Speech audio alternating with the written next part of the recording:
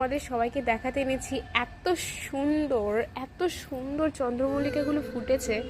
মানে আমার আজকে প্রচণ্ড লোভ হয়েছে যে আমি একটু ছবিটা তুলি, ভিডিও করি।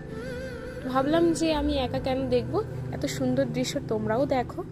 জাস্ট দেখো, কালারগুলোকে দেখো।